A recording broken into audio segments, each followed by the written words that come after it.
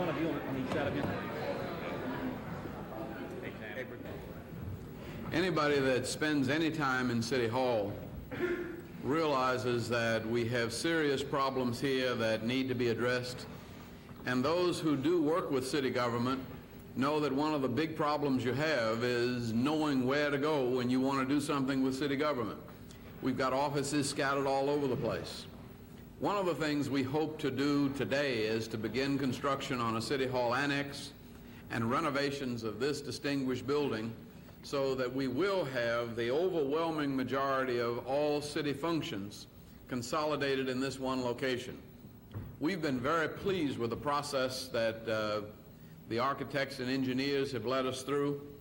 The process of pre-clearance and of advertising of bids, and finally coming in with a bid that was about as close to the architect's estimate as we could have hoped for. A bid that was just about $4 million below the second bidder.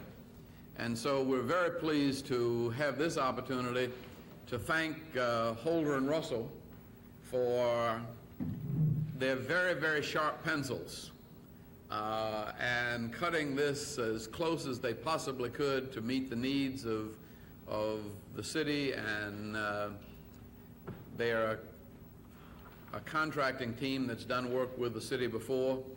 They're very well respected throughout our region, and we're very grateful to them for the work that they're going to begin as soon as possible. And when are we going to get in this building? Sorry. Right on schedule. Right on schedule. Well, if it's anything like the airport, they were pretty much, we had to get the international concourse scheduled for Swiss Air's opening. We started a little late. Swiss Air moved their time of opening up early, but Swiss Air was able to have their inaugural flight from the international terminal thanks to the efforts of this contracting team. So we're very glad to have this opportunity now to sign these contracts. Do we just stand up here and sign it?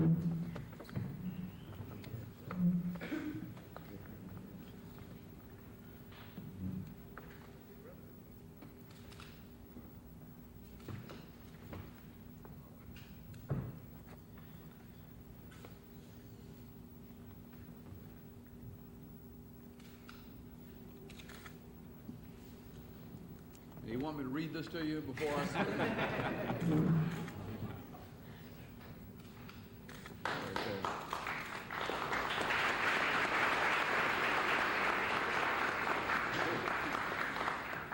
Very good. Thank you, Mr. Mayor. Thank you.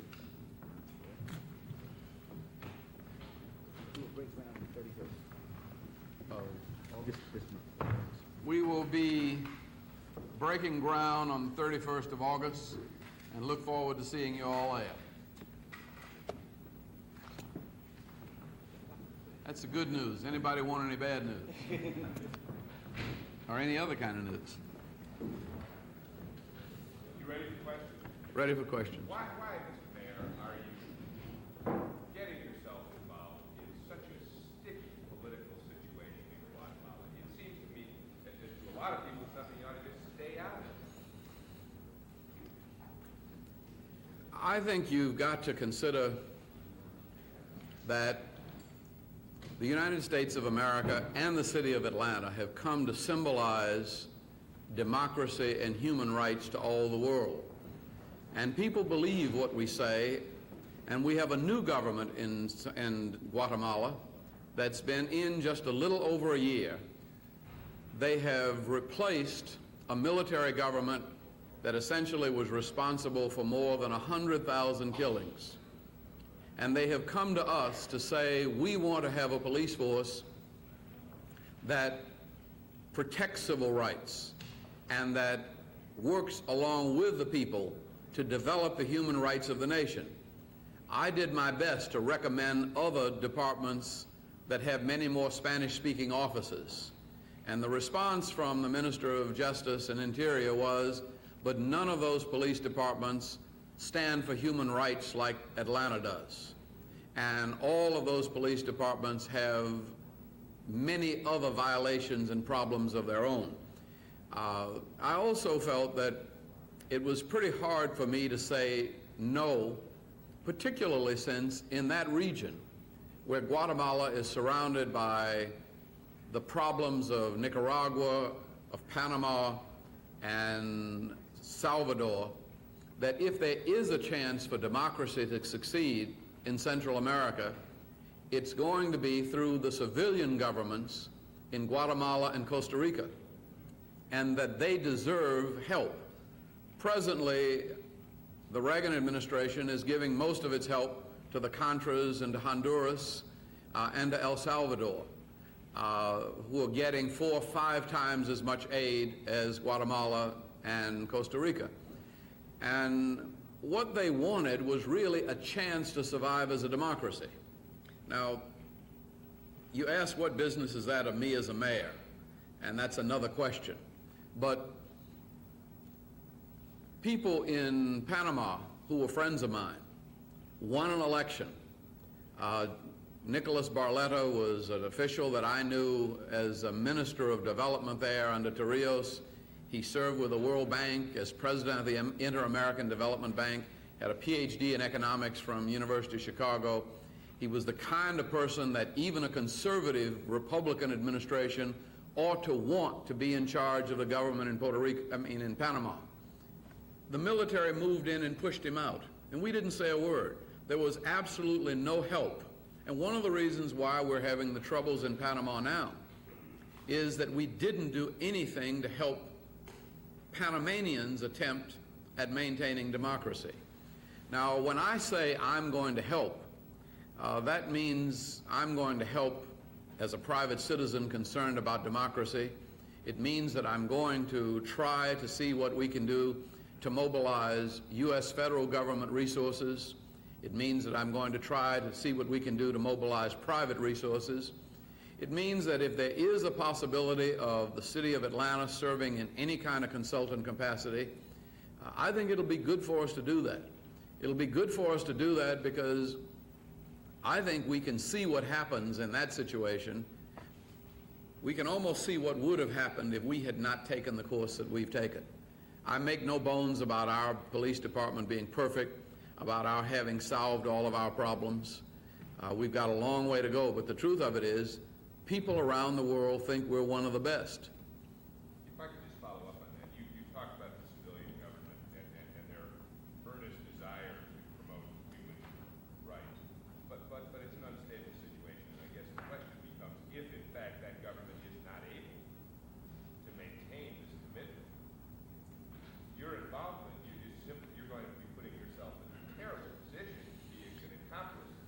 That's what the critics are saying, right? Well, and I think that's the risk you have to run.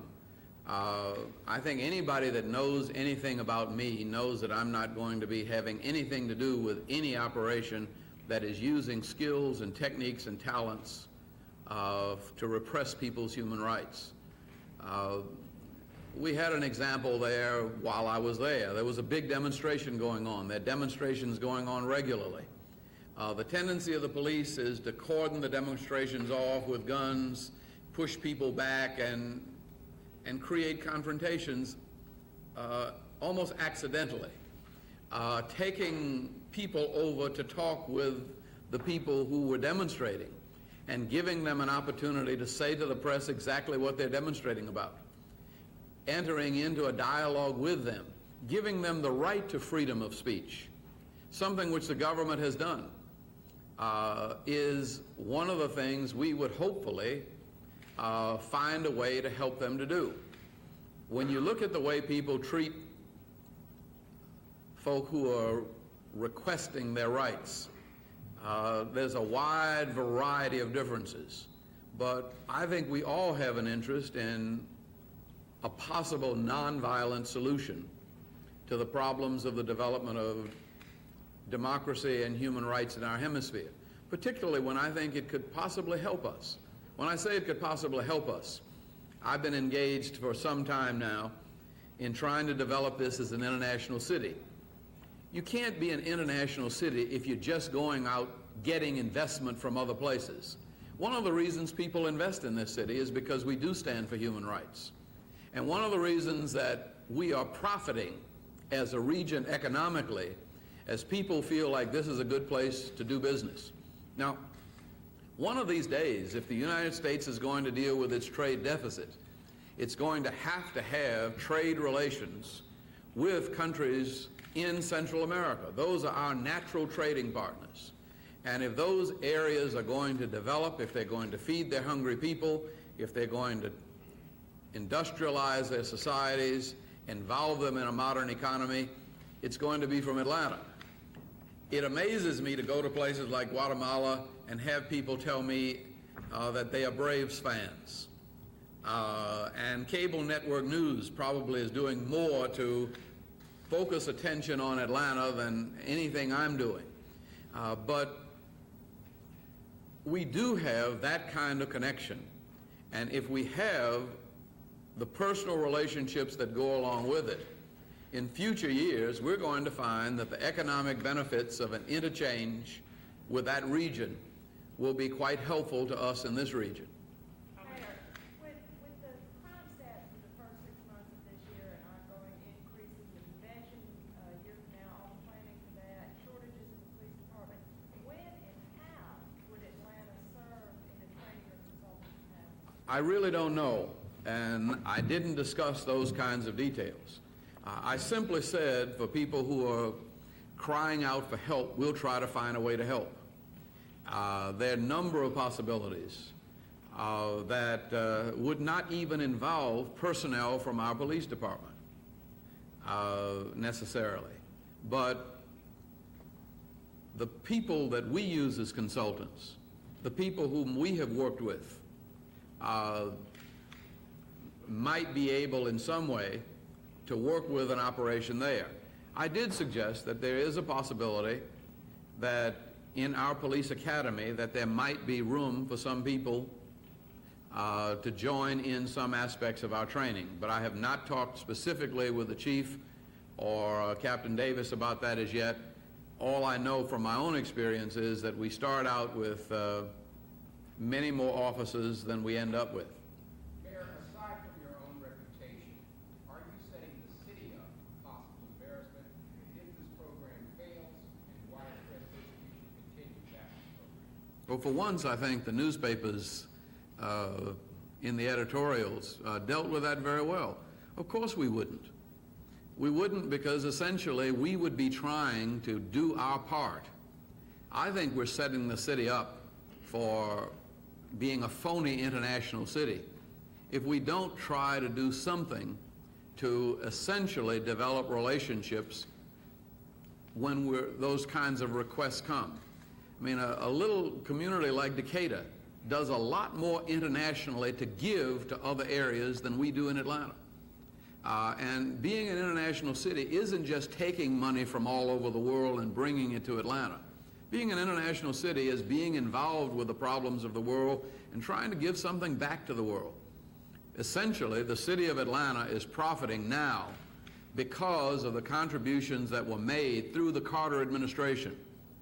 And we're not getting this investment just because we're going out there. We're getting this investment because of a reputation that was made under President Carter for justice, for human rights, for concern about citizens. Mr. Mayor, the human rights award, something you answer. I say that the government itself talks about human rights in every third sentence. They never make a statement. What you have is a civilian government trying to get control of a military that ran independently over the last 60 years or more. And what I'd say is, if you don't help those civilian elements to try to get control, you're really telling the people that there is no support from peaceful and freedom-loving friends in the United States of America, that they really have no recourse but to use the violent means that are advocated in other parts of the world for overthrowing military governments and establishing civilian-run governments or leftist military governments. See, I think you've got to think that there is something that can be done. We have gone through a process here in Atlanta. We're not totally in control of our police force. There's still very reactionary elements here. We're far from perfect, but we've come so far, and we've done it with a lot of help. We've done it with a lot of patience. Anything that I would do inside Guatemala, or anything that our police would do, would be done involved with the human rights people in the city as well as the government. And you have to remember that the government essentially is the first civilian government in a long time. They represent people who themselves and whose friends were killed and slaughtered by the military.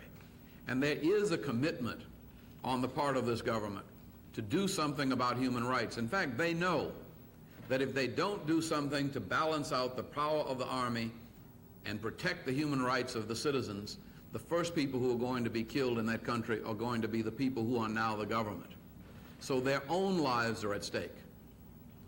Mayor, when you mentioned consultants who had served the city that you might be interested in, can you be more specific? No, I really can't. Any of the ones that we have used? Or Yeah.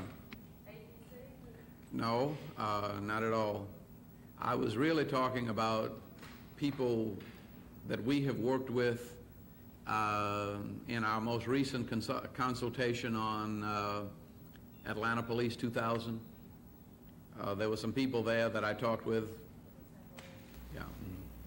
And they are not interested in dealing with any other departments besides Atlanta? Well, they said they would prefer to deal with Atlanta. They had had some offers of help, but the approach to human rights and to public demonstrations in those cities is not the same as it is here. What kind of numbers are we talking about and what's the dollar amount? We're not talking about numbers and we're not talking about dollars. We're talking about ideas. We're talking about seeing, is there any way that citizens in Atlanta, public and private, can be involved in helping a small country develop an independent, efficient police force that will serve to protect the security and the human rights of their citizens. No detail. That's right. Mayor Young, I'm Yes, still sir. a bit vague. Are you going to be working on behalf of the police force specifically, or just in general, speaking on behalf of the government and the changes you'd like to see? I'm going to be doing both. I also think that in terms of the Democratic Party nationally, any Central American policy that we advocate as a party essentially ought to be built around strengthening the democracies in Guatemala and Costa Rica, and not necessarily getting involved in the military activities in Nicaragua and Honduras. What is the kind of training that the police force wants and that Atlanta could give? There are numbers of things that simply, when you've had a police force, when you've not had a police force, when all of the policing has been done by the military, there's no concept of criminal investigation whatsoever. Just in terms of recording fingerprints, just in terms of doing the kind of criminal investigation into petty crimes that we do rather routinely and automatically. The possibilities of computerizing records so that records can be kept across the country. The establishment of a communication system so that a radio network of accountability might be established. One of the little things that I see that's been done, and the West German government has been working with them already, but a simple thing that makes a big difference, I think, is painting the name of the police officer on the side of the police vehicle, so that in large 6-inch letters, so that if there is a police vehicle being accused of doing something in a neighborhood, it's easy to identify who was doing it. The police chief there has said that they have had to bring charges against 156 officers since they have been in charge there. And I got the impression, the police chief, for instance, did most of his training at Fort Benning. So a part of what we might do might be worked out essentially in conjunction with other kinds of operations. But we're simply exploring possibilities. Mayor, did someone accuse you of running an Ollie North type operation? I mean, albeit not clandestine. Well, exactly. In a democracy, I think when you take the press along with you, when they sit in all of the meetings, I think you can make a judgment. I don't think that's what Ollie North was doing. These are not enemies of the United States.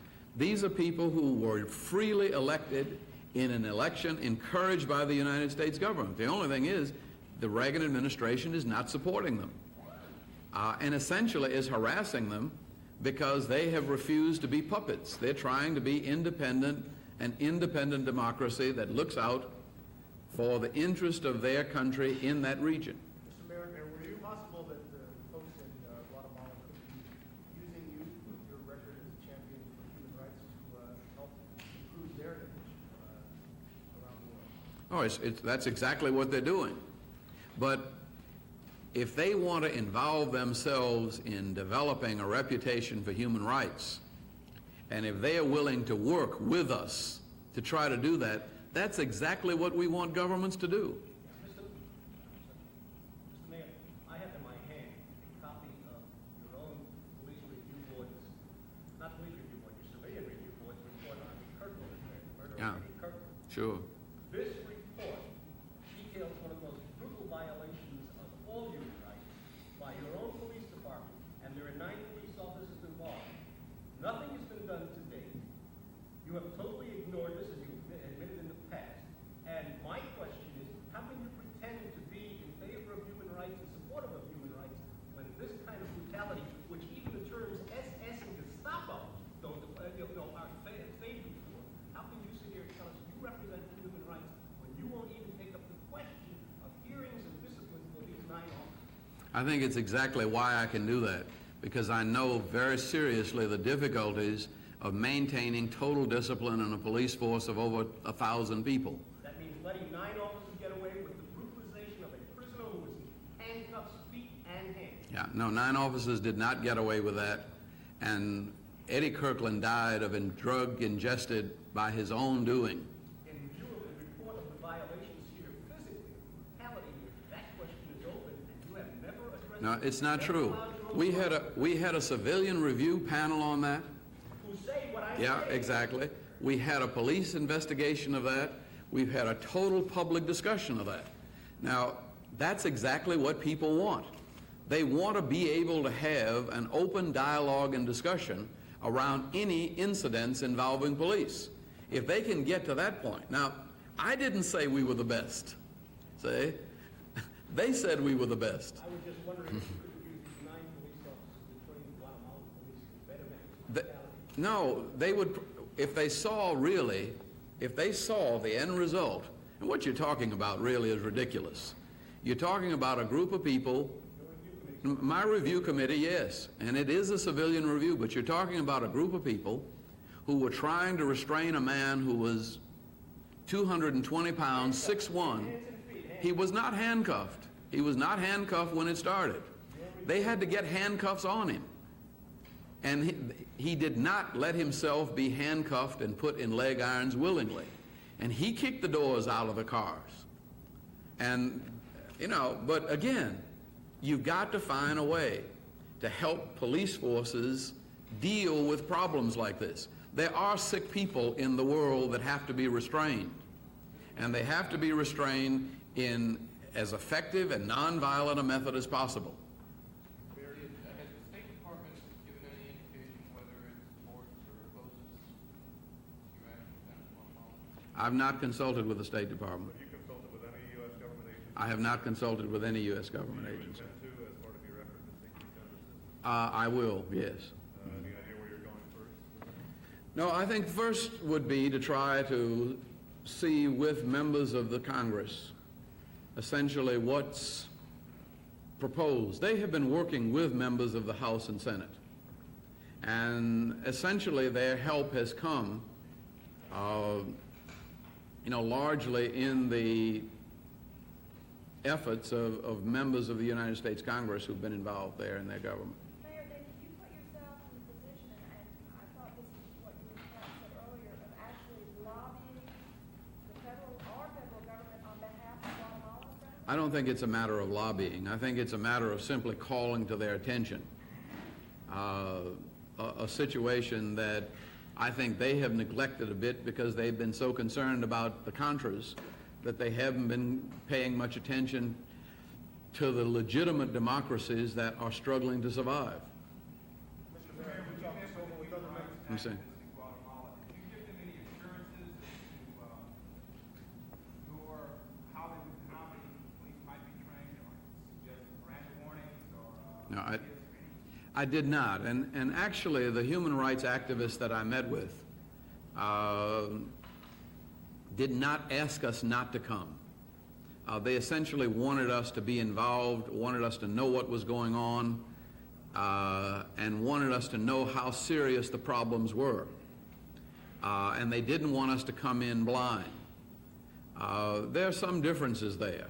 And I think that making a distinction, it's very hard to ask 100,000 people who lost loved ones not to focus on the past, but to focus on the present.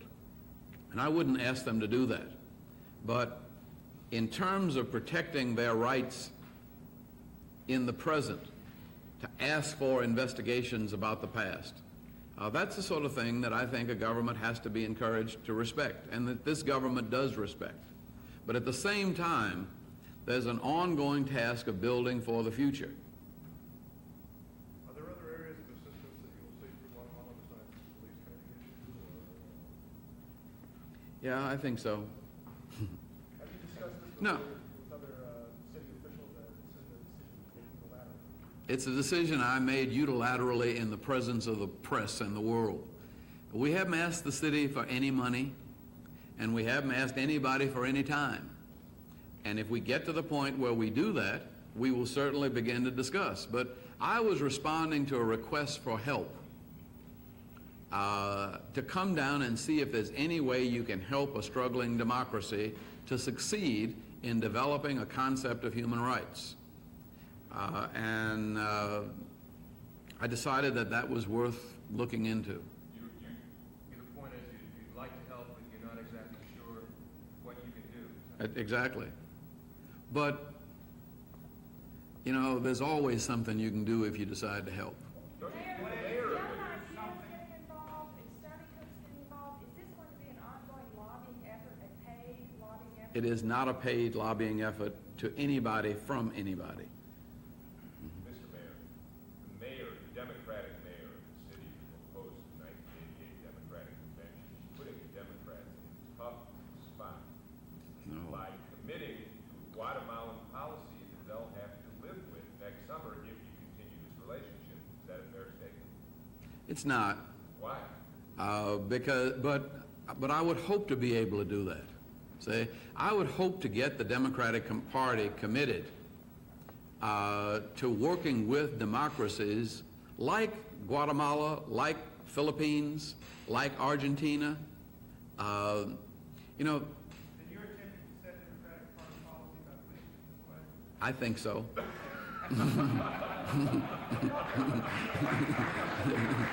Because I think it's a no-win policy to be involved in Contras. Contras don't count for anything, anywhere, by anybody. If the Reagan administration pulls the rug out from under them, they go to Miami on green cards and they continue running drugs or doing whatever they've been doing. But if there is a hope for democracy and peace in Central America, it's in directing your attention to those places where democracy is trying hard to work. And that's what I would hope we could get the Democratic Party to look at. You sound kind of vague about what your next step is. I mean, you talk about Congress, but you say you're not. You know, there's no roadmap, and I don't have a plan or a scheme.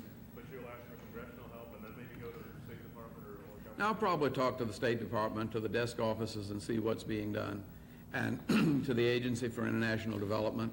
The truth of it is, most people don't really know how to get the government to function.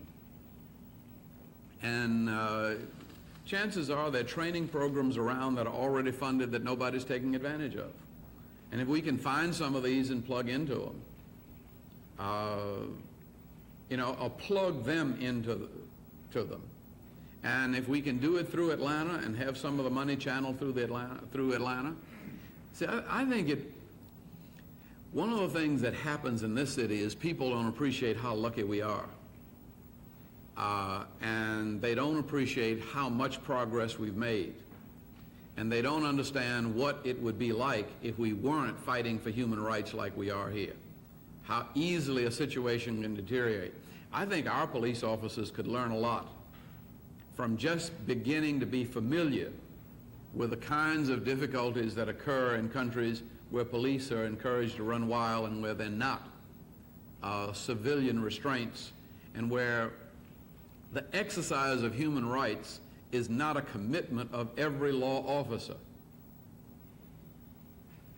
Do you see this as a 8-week project, a 6-month project, a year-long project? When do you? No, I see it as, I think as long as there is a democracy struggling there, I think I will be committed to trying to help it. And as long as that group of people is in power, as long as that young woman is leading a group, a mutual support group of mothers of missing children, of missing persons, as long as the Archbishop, you know, I made friends with the Archbishop in Panama and with people in Panama back in 1974 and 75. And we still maintain some contacts with Panama. You know, it's not a gimmick, it's an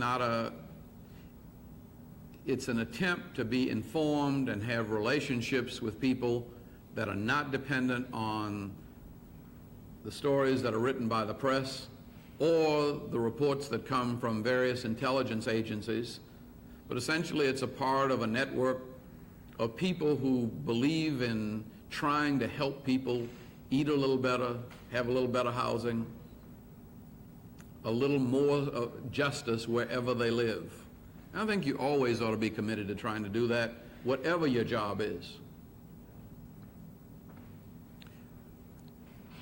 On another matter, Yeah. I understand the mothers of the missing and murdered children are coming to City Hall today. Well, I would hope that the mothers of the missing and murdered children would not necessarily come to City Hall, but I want to assure them that they will have access to the files that have been released at no charge, and that they can contact Commissioner Nappa's office, and there will be an arrangement to have the file on their particular case delivered to them if they want it. How about the rest of the file, which Commissioner Napper is now in violation of court orders, refusing to release? First place, I don't think that the police ought to release any of the files. I think police have a right to have private investigations and investigate any matter of gossip, any matter of rumor, and that people who give information to the police ought to be assured that their names will ever be released to the community. And what you're doing when you open up all these files, you're destroying law enforcement in the city. You're saying that nobody can give a tip to the police without being embarrassed by their neighbors. You're ruining the whole privacy that law enforcement depends so much on. So I'm very uncomfortable with even this being released. And no, the law is a law that is in process. They decided not to appeal it any further. But on any other cases, we're going to appeal them right to the Supreme Court, because I think the newspapers are wrong. I think the news media is wrong. I think they're undercutting a criminal justice system that depends on a certain amount of privacy. And I hope that they will use discretion in the way they publish this information, and I hope that if they abuse it, I hope that the mothers will sue them if they misuse any of this information, and if they do, I would hope that the city would be there with the mothers to be friends of the court. Isn't the secrecy you're talking about the basis for a police state? Oh no, it's not secrecy. No, that's not, no, we have released it all through court. What we're talking about now is, suppose I say some bad things about you, and the police investigate it and find it not to be true. Then that should not ever get into the hands of anybody else but the police. And it should, yeah. Unless it's a serious question about the entire police investigation, right? Well, I don't know that there has been any serious question. I think what we're going to find in these is that the police investigated everybody and that every tip was followed up on. And let me remind you, this was before I was mayor. I didn't know what was going on then. I don't think it's any of my business to know what was going on then. I had confidence that Lee Brown and George Napa and Morris Redding were running down every lead on these cases because we didn't know who was killing children. And we wanted to believe that it was somebody white and racist, and we wanted to believe that it was not anybody that we knew.